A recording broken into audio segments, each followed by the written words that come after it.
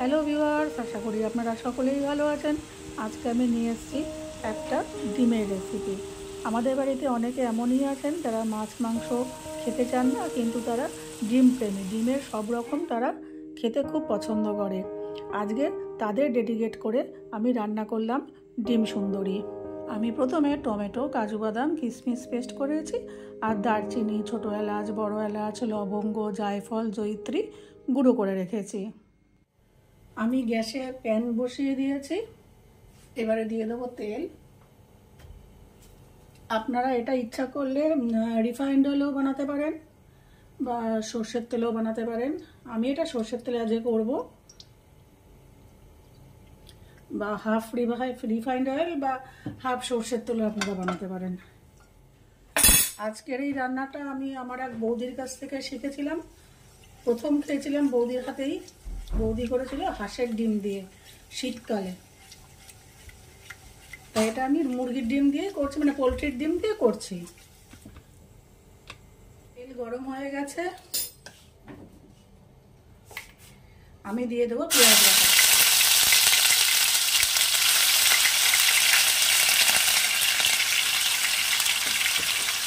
বড় 3 চামচ পেঁয়াজ বাটা দিলাম।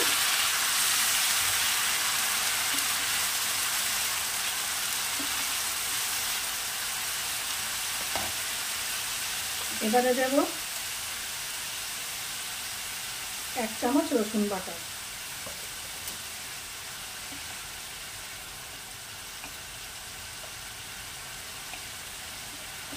রান্না জিনিসটা এমনই, সবার কাছ থেকেই শেখার আছে।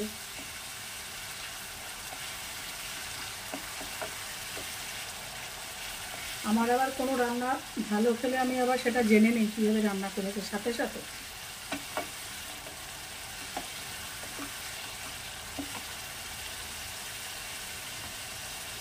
আচ্ছা, এবারে দিয়ে দেব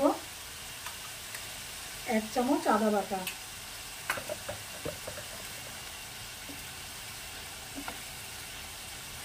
গ্যাসের ফ্লেম কিন্তু আমি মিডিয়াম রেখেছি। দিয়ে দেব হলুদ, দিয়ে দেব লবণ। লবণটা আমি সবসময় প্রথম ইয়েতে একেবারে কম দিই, কারণ আমার একটু লবণ খেতে ভালোবাসি, মানে লবণ আমি একটু বেশি লাগে, কিন্তু বাড়ির লোকে আর লবণ কম খায়। সেই জন্য আমি প্রথম চোখে একেবারে লবণ কম দিই। একদম হয়ে গেলে যদি লবণ লাগে তখন আবার মিশাই। আপনাদের যদি সমস্যা এরকম না থাকে, আপনারা একেবারে পরিমাণ মতো দিয়ে দেবেন লবণ।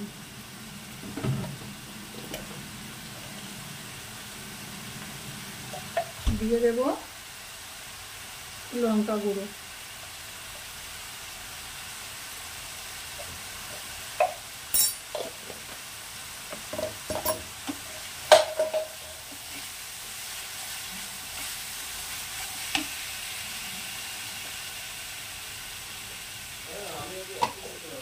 এবারে দেব 1 চামচ জিরে গুঁড়ো। আপনারা এখানে জিরে বাটাও ব্যবহার করতে পারেন, কোনো অসুবিধা নেই। আর আমার জিরে গুঁড়ো করা ছিল বাড়িতে, আমি কিন্তু জিরে গুঁড়ো ধনে গুঁড়ো কিন্তু বাড়িতেই করি। দিয়ে দিচ্ছি 1 চামচ ধনে গুঁড়ো। বাড়িতে আমি শুকনো আস্ত ধনে জিরে কিনে নিয়ে এসে একটু করে নেই, ঝেড়ে নেই, ঝেড়ে একটু শুকনো কড়াইয়ে একটুখানি একটুখানি স্যাঁতস্যাঁতে ভাবটা কাটিয়ে নিয়ে গুঁড়ো করি, গুঁড়ো করে রেখে দিই।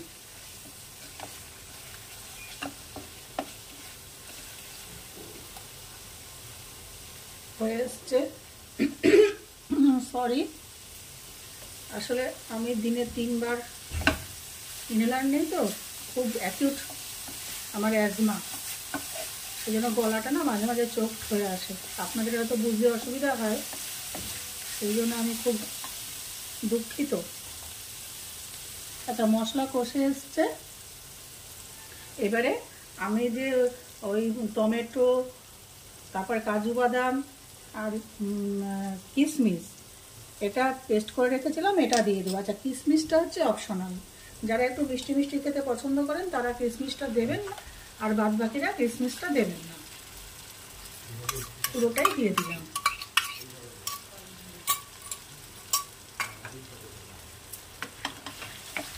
তো এটা ভালো করে আমি কষাবো।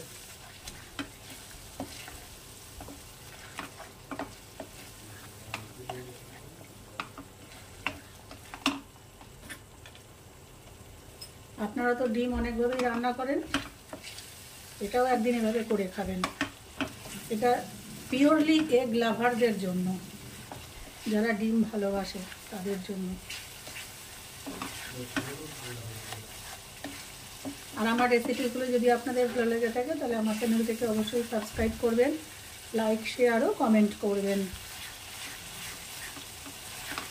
কমেন্ট করলে একটু মোটিভেট হই, নতুন নতুন রান্না শেয়ার করার আগ্রহ পাওয়া যায়। কিন্তু কেউ যদি কমেন্টই না করে কেমন হলো খেয়ে বা রান্নাটা কেমন লাগলো, তাহলে ডিমোটিভেট হয়ে যায়। আচ্ছা, এবার এই মশলাটা আমি হালকা আছে কিছুক্ষণ কষিয়ে নিয়ে ফিরে আসছি। ও সরি,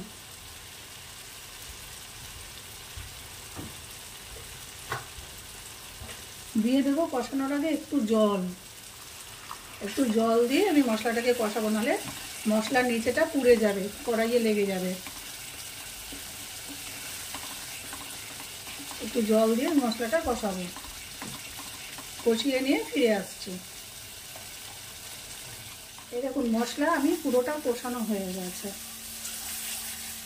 এর থেকে বেশি তেলও দেওয়ার দরকার নেই। আচ্ছা, এবার কি করব, এর মধ্যে দিয়ে দেবো 1/2 কাপ পরিমাণ জল। আমি যে টমেটো বাটা করে রেখেছিলাম সেটা আমি বাটিটাই দিয়ে দিলাম জল। আপনারা এখানে উষ্ণ জলও ব্যবহার করতে পারেন, কোনো অসুবিধা নেই।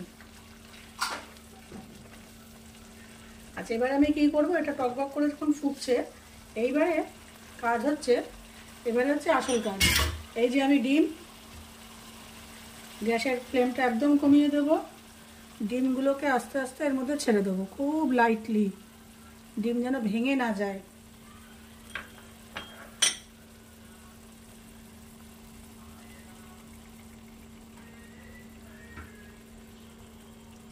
আর একটা ডিম দেই।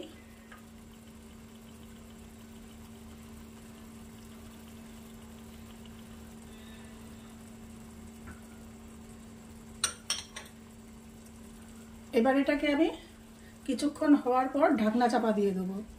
এখানে আমি আরেকটা ডিমও দিয়ে দেই, জায়গাটা ছোট হয়ে যাচ্ছে তবু দিয়ে দেই আর কি, হয়ে যাবে একসাথে।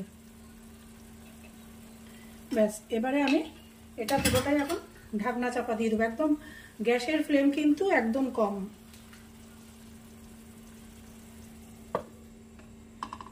মিনিট খানেক পর আমি এটাকে ওপেন করব।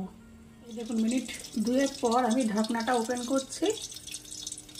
অনেকটা শক্ত হয়েছে, পুরোটাই শক্ত হয়ে যাবে, ডিমের এই উপরের অংশগুলো পুরোটাই শক্ত হয়ে যাবে। তারপরে আবার ফিরে আসছি, একটু ধৈর্য ধরে এটা করতে হবে রান্নাটা। এই জায়গাটাতে একটু সময় বেশি লাগে, আর কিন্তু সময় বেশি লাগে না, একদম খুব ইজি রান্না। কিছুক্ষণ রান্না হওয়ার পর আমি দিয়ে দিচ্ছি কসুরি মেথি। একটু কসুরি মেথি উপর দিয়ে দিলাম।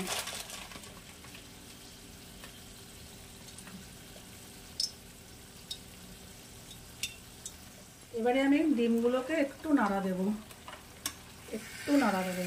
দেখুন শক্ত হয়ে এসছে।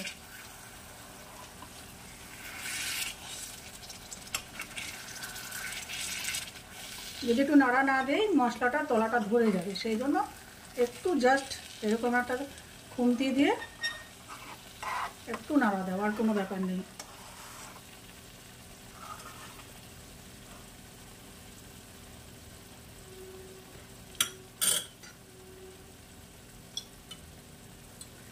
হয়ে এসছে। এরপরে আমরা দিয়ে দেবো যে মশলা পাউডারটা আমি করে রেখেছিলাম, সেই মশলা পাউডারটা অল্প একটু দেব, একটু ছড়িয়ে দেব। আপনারা ইচ্ছে করলে এখানে ঘি দিতে পারেন, তবে ঘি দেওয়ার প্রয়োজন নেই, কসুরি মেথি দিয়েছি তো ঘিয়ের প্রয়োজন নেই। সব ফ্লেভারের সঙ্গে সব ফ্লেভার ম্যাচ খায় না। ব্যাস তৈরি আমার ডিম সুন্দরী। আমি প্লেটিং করে ফিরে আসছি আবার আপনাদের কাছে।